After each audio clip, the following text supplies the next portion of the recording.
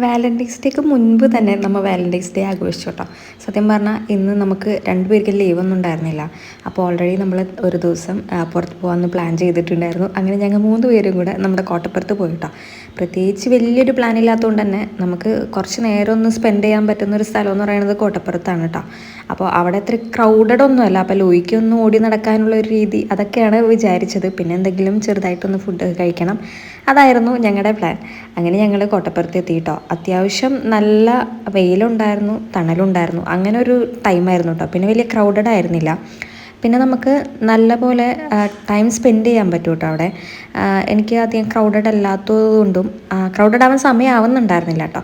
അപ്പോൾ അതുകൊണ്ട് തന്നെ നല്ലൊരു പ്ലസൻ്റായിട്ട് നമുക്ക് തോന്നി കേട്ടോ. ഈ ഒരു വീട് നിങ്ങൾ കണ്ടിട്ടില്ലേ?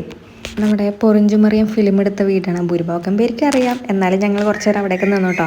കുറേ കുട്ടികൾ അവിടെ നിന്ന് ഫോട്ടോ ഒക്കെ എടുക്കുന്നുണ്ടായിരുന്നു. നമ്മൾ ഫോട്ടോ ഒന്നും എടുത്തില്ല, പ്രത്യേകിച്ച് ലൂയിക്കുട്ടനുള്ളതുകൊണ്ട് നമുക്ക് ഫോട്ടോ ഒന്നും എടുക്കാൻ പറ്റില്ല കേട്ടോ.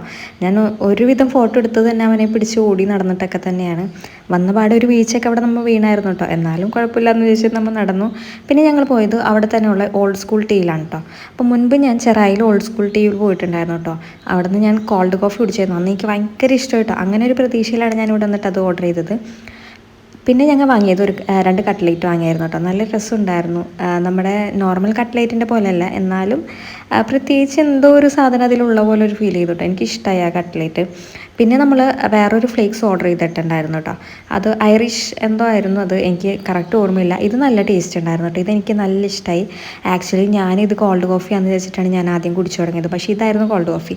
കോൾഡ് കോഫി സത്യം പറഞ്ഞാൽ അത്ര പോരായിരുന്നു കേട്ടോ. വലിയൊരു മധുരം അങ്ങനെ ഒന്നും ഉണ്ടായിരുന്നില്ല കേട്ടോ. അപ്പോൾ ലൂയിക്കും കുറച്ച് അങ്ങോട്ടും ഇങ്ങോട്ടൊക്കെ കൊടുത്തു. എനിക്ക് എന്തായാലും മറ്റേ ഒരു സാധനം ഫ്ലേക്സ് ആണ് ഇഷ്ടമായത്, ഐറിഷിൻ്റെ.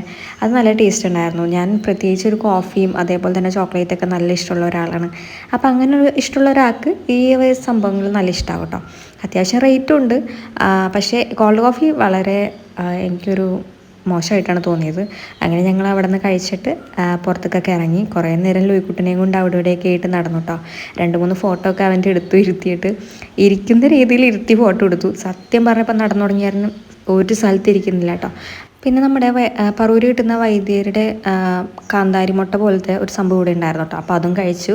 ഒരു ജ്യൂസൊക്കെ കുടിച്ചതിന് ശേഷം കുറച്ച് വെജിറ്റബിൾസൊക്കെ വാങ്ങാനുണ്ടായിരുന്നു. അതൊക്കെ വാങ്ങി ഞങ്ങൾ നേരെ വീട്ടിൽ